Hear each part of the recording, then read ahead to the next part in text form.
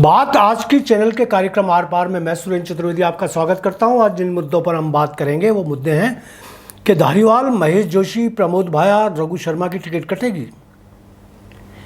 राजस्थान कांग्रेस में क्या anti incumbency को की सर्वे रिपोर्ट के बाद कटेंगे 50% विधायकों के टिकट। लाल डायरी खड़गे ने पहुंचाई शेखावत को। दोस्तों, राजस्थान कांग्रेस में भूकंप के झटके महसूस किए जा रहे हैं। भूचाल आएगा। टिकट की पहली लिस्ट बस आई नहीं कि अशोक गहलोत की हालत वही हो जाएगी जो भाजपा में वसुंधरा की हो गई है, पर कतरे मुर्गे की तरह। हाईकमान जिस मुद्रा में आ चुका है वह सर्वे रिपोर्ट की देन है। रिपोर्ट में 50% वर्तमान विधायकों के टिकट काटने को कहा गया है और पार्टी का शीर्ष नेतृत्व इस रिपोर्ट से सहमत होकर लिस्ट बना चुका है। इस लिस्ट में कई दिग्गज नेताओं के नाम गायब हैं। जो नाम लीक होकर सामने आ रहे हैं उनमें से अधिकांश नाम गहलोत टीम के ही हैं। सचिन टीम के तो एक दो ही हैं। इसमें मसूदा के विधायक राकेश पारीक मुख्य हैं। जन विरोध के नाम पर हटाए जाने वाले नेता वही हैं जिन्होंने संख्या संतुलन बनाए रखने के खेल में जनता को दोनों हाथों से लूटा। सारे नेता ताकतवर हैं और अब तो वो धनबली ही नहीं बाहुबली भी हो गए हैं।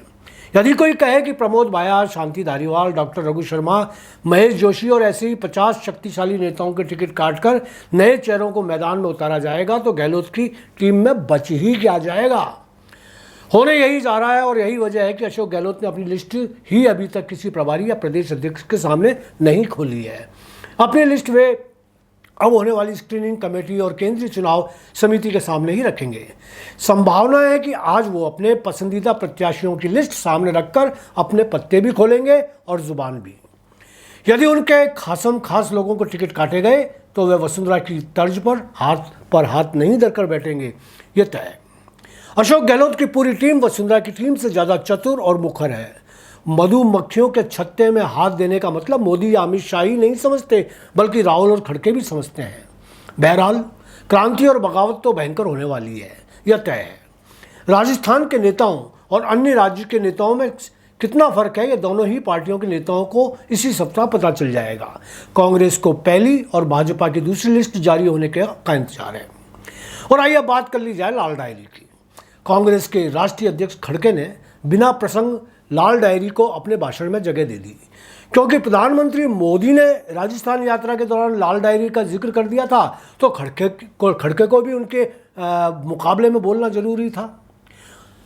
बेचारी लाल डायरी को ही घसीट लिया गया। कह दिया लाल डायरी में कांग्रेस रिपीट हो रही है, यह लिखा है। आप कोई उनसे पूछे कि यह डायरी के कौन से नंबर के पन्ने पर लिखा है। लाल डायरी को जबरन घसीटा जा रहा है। केंद्रीय मंत्री गजेंद्र सिंह शेखावत ने हाथों हाथ खड़गे के भाषण की मरम्मत कर दी। आइए जरा सुने कि शेखावत जी ने लाल डायरी को लेकर क्या कहा। कि लाल डायरी के जो 2 पन्ने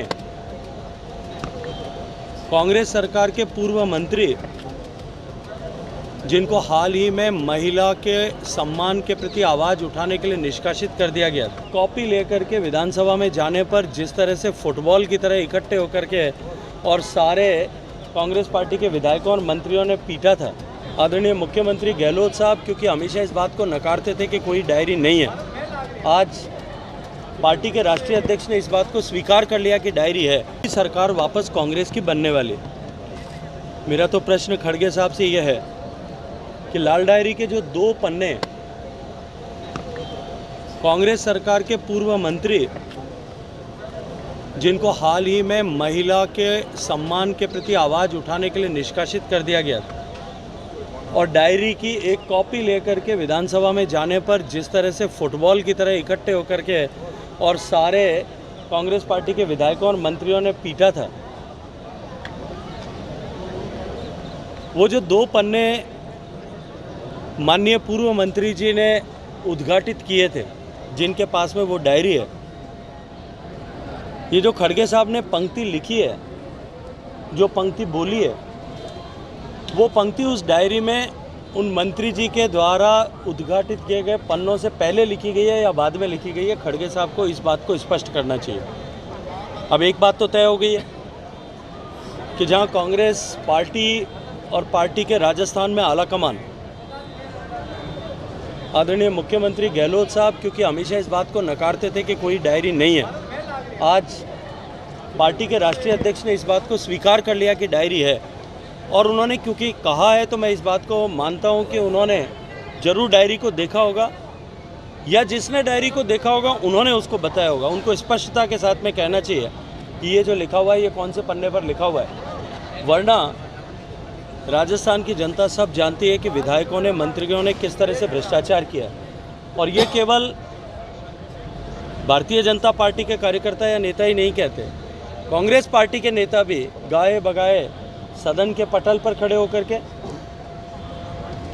पब्लिक प्लेटफॉर्म्स पर और मीडिया से बातचीत करते हुए अक्सर बहुधा ये कहते हुए पाए जाते हैं कि ये सरकार सदी की भ्रष्टतम सरकार है।